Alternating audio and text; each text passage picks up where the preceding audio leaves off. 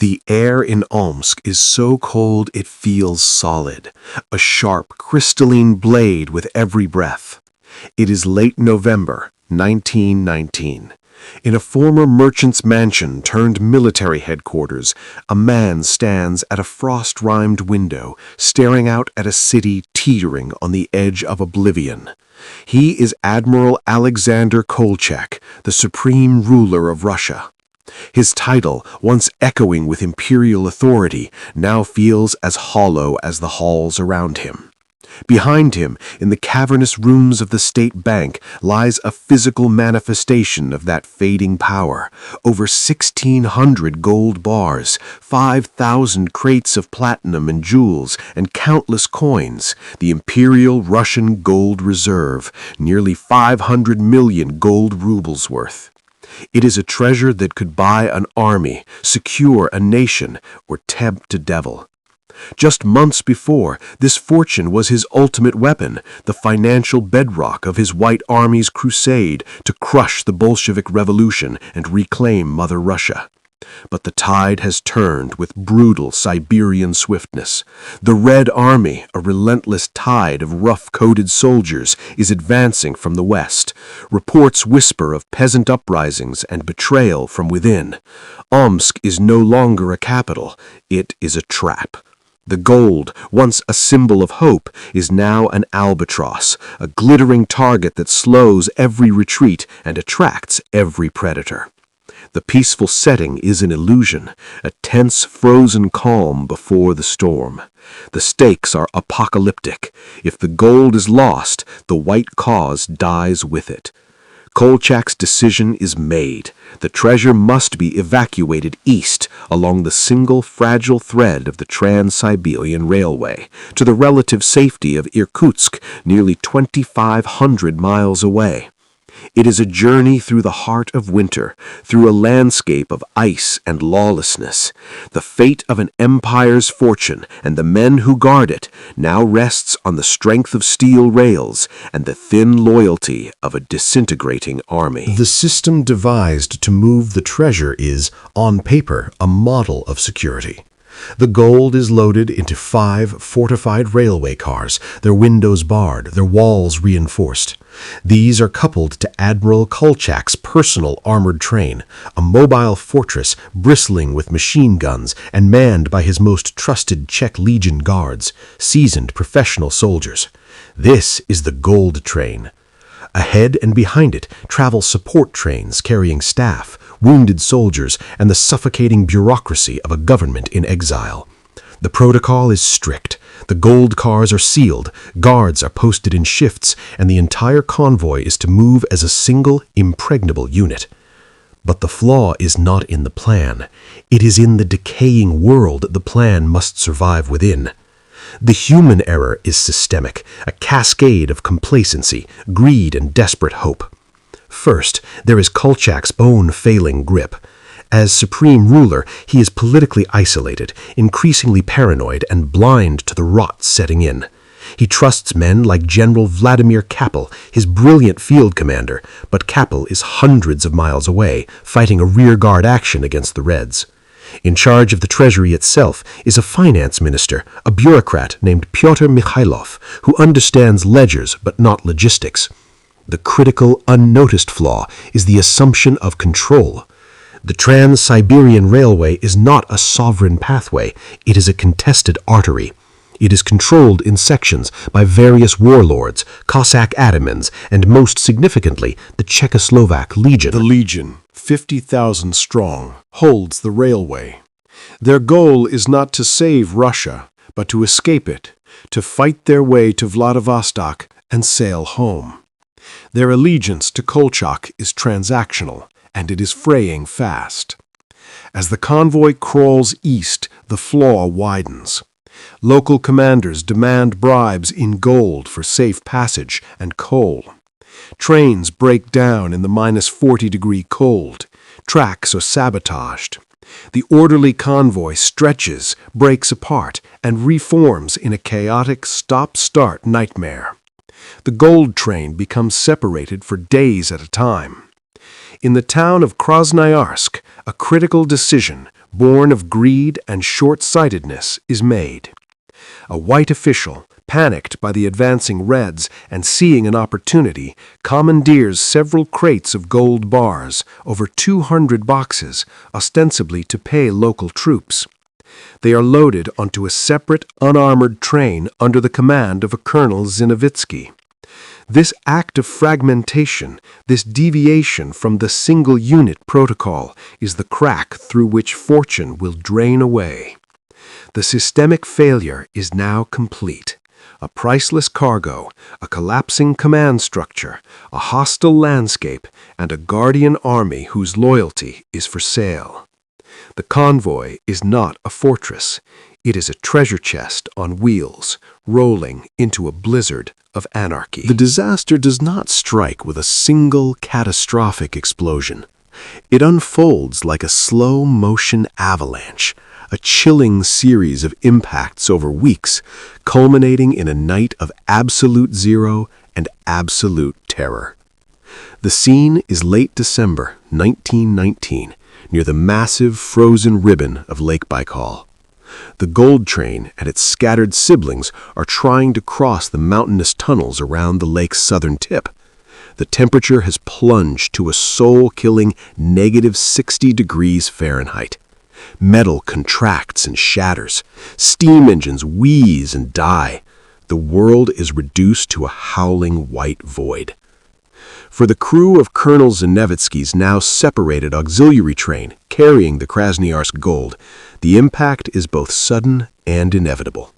His train is stranded at a remote siding near the village of Taiga. The guards, mostly conscripts with threadbare coats, are more concerned with building fires to avoid freezing to death than watching the perimeter. Out of the whiteness, shadows detach themselves. They are not Red Army regulars, but a band of Bolshevik partisans and local bandits led by a ruthless warlord. They move silently, their felt boots making no sound on the deep snow.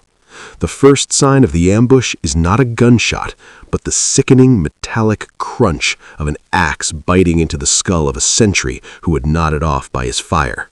Then chaos erupts. The silence is torn apart by the staccato bark of rifles and the roar of sawed-off shotguns.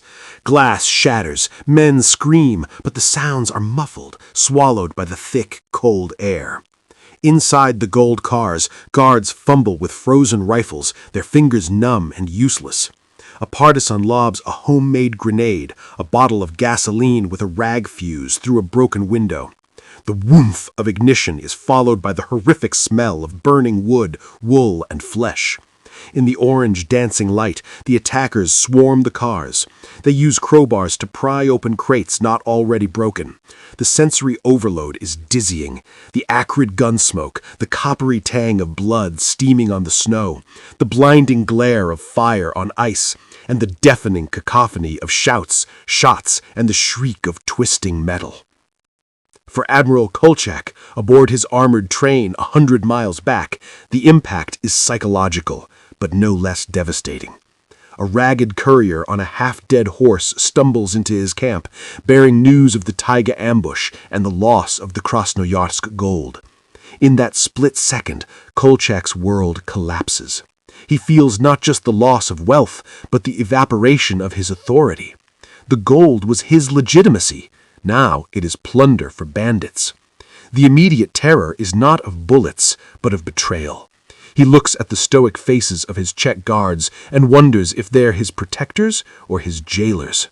He gives the order to press on, but the convoy is now a funeral procession. Every lurch of the train eastward feels like a descent into a glittering, frozen grave. The disaster is no longer approaching. It has swallowed them whole. They're entombed in a moving sarcophagus of steel, surrounded by a fortune that his survival now ceases to be about military victory and becomes a raw, primal struggle against cold, hunger, and the unraveling human spirit. The harrowing effort plays out on two parallel tracks: the physical journey of the remaining gold and the moral disintegration of those tasked with protecting it. For the main gold train, the fight is a daily agony of logistics and dread. Engineers and stopers, men like a veteran named Semyonov, work in shifts of pure torture. To keep the boilers fired, they must chop wood from the frozen taiga, their axes bouncing off wood hard as iron. Men lose fingers, toes, and noses to frostbite. Inside the armored cars, the cold is still a penetrating enemy. Guards huddle around tiny vented stoves, their breath frosting their beards. The psychological toll is immense. They are guarding a treasure that could save them all, yet they are paid in worthless promissory notes. They hear whispers of the Tiger Raid, of trains ahead being hijacked. Every stop for water or coal is a nerve-shredding ordeal. Are the local workers loyal? Is that Cossack horseman on the ridge a scout for an attack? Paranoia becomes a contagion. The key individuals in this fight are not heroic soldiers, but desperate men making impossible choices. The Czech Legion commander, General Surový, becomes the de facto master of the railway.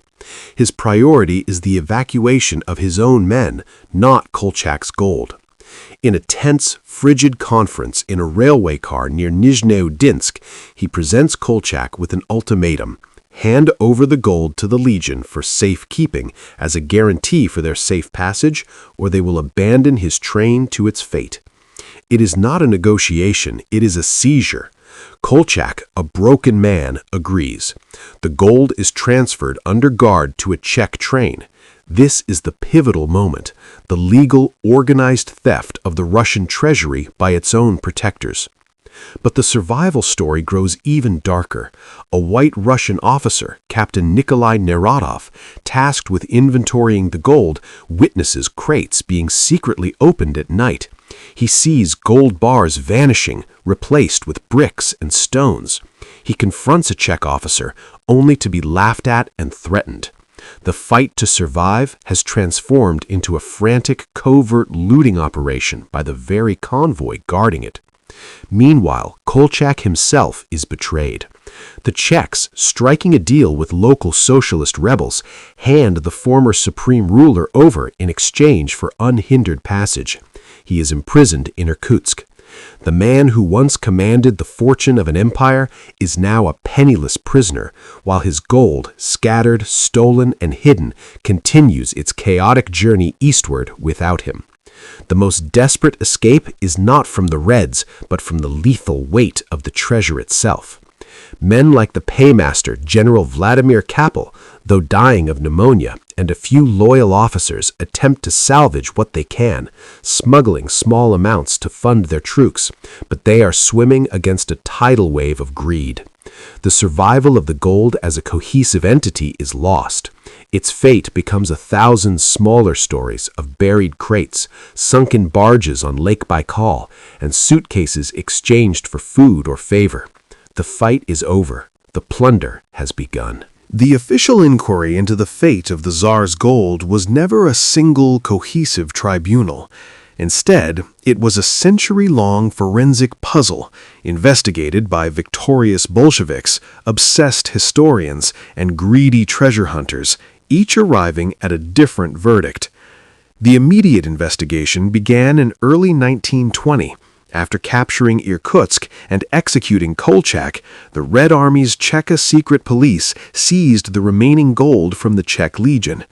Their frantic audit revealed a staggering deficit. Of the original 650 million gold rubles, approximately 490 tons, only about 410 million arrived in Bolshevik hands. Over 200 million gold rubles, worth billions today, had vanished into the Siberian wilderness. The Bolsheviks' verdict was simple: white corruption and capitalist greed. They accused Kolchak's officers and the Czechs of systematic theft, and they were not entirely wrong. The Cheka conducted show trials and extracted confessions, but their primary goal was recovery, not justice. They sent expeditions back along the railway, interrogating peasants, digging near rumored burial sites, and dragging the depths of Lake Baikal, where legends said railway cars had been pushed through the ice. They found fragments, A few gold coins in a farmer's field, a lone bar in a creek bed, but the mother lode remained elusive. The true, sweeping investigation unfolded in archives and memoirs over the following decades. Historians, like the Russian writer Valery Privolikin, pieced together a forensic narrative of systemic failure. The final, comprehensive verdict points not to one cause, but a perfect storm. 1. Strategic folly, Kolchak's decision to tie his retreat to the single vulnerable railway line. 2. Fragmentation of command, the catastrophic decision to split the gold at Krasnoyarsk. 3. The Guardian betrayal, the Czech Legion's shift from protectors to self-interested custodians, culminating in the organized looting during the transfer of custody. And 4. The anarchy of civil war, the lawless environment that allowed bandits, partisans, and local warlords to prey on the convoy. The survival hook, the permanent changes made, is not about a specific new gold transport protocol, but a profound lesson in state security and the psychology of crisis. This event became a foundational case study in the dangers of concentrating ultimate value in a movable, tangible form during a collapse of authority. For the nascent Soviet Union, the loss hardened their ideology and their methods. It justified the creation of an even more powerful, paranoid, and centralized security apparatus, the NKVD, later KGB, to control all state assets. It reinforced the principle that in times of crisis, loyalty must be ensured through ideology and terror, not transaction. Globally, for states and financial institutions, the mystery of the Tsar's gold underscored the critical importance of compartmentalization, decentralized reserves, and intangible accounting. No modern nation would ever again risk its entire wealth reserve in a single physical convoy. The Bretton Woods system, the shift to electronic currency reserves, and the complex, secretive protocols for moving state gold today are all, in part, descendants of the lessons learned from Siberia's disaster. The gold was lost, but it taught the world a brutal lesson. In the face of systemic collapse, the greatest vulnerability is not a flaw in the vault, but a flaw in the human chain that guards it. The regulations changed from physical barricades to systems of checks, balances, and distributed risk, a direct if unspoken legacy of the frozen trains of 1919. The mystery of the Tsar's lost gold endures not because of its value, but because of its symbolism. It is the ghost of a fallen empire, a physical manifestation of how power, when stripped of the structures that uphold it, dissolves into myth and dust. The lesson of Siberia is a cold one. In the desperate scramble for survival, the highest ideals, loyalty, duty, honor, are often the first commodities to be traded for a warm coat, a working train, or a chance to live. The gold didn't vanish in a single moment. It bled out through 1,000 small betrayals, a death by 1,000 cuts in the freezing air. It asks us a haunting question. What would we do? What would we become if entrusted with a fortune we could never own in a world where all the rules have ceased to exist? The treasure hunters still scour the taiga, and the Russian state still occasionally dredges the depths of Lake Baikal, searching for the glittering ghost of Romanov Russia. Perhaps some of it is still there, waiting, a frozen secret in the permafrost. But if you think the moral decay of the Russian Civil War ended with stolen gold, you haven't heard the full story. That same era of chaos, poverty, and shattered social order created a vacuum where a different, far more terrifying kind of predator would emerge. Not one who sought imperial treasure, but one who hunted human beings with a cunning and brutality that would paralyze a nation. Next time on Chronicles of Catastrophe, we delve into the darkest corners of the Soviet Union to investigate the man who became a legend of terror, Andrei Chikatilo, the Butcher of Rostov. How did a seemingly ordinary schoolteacher evade capture for over a decade, claiming more than 50 victims in a society where the state was supposed to see and control everything? The answer lies in a system that failed in a way far more personal and far more horrifying than the loss of any treasure.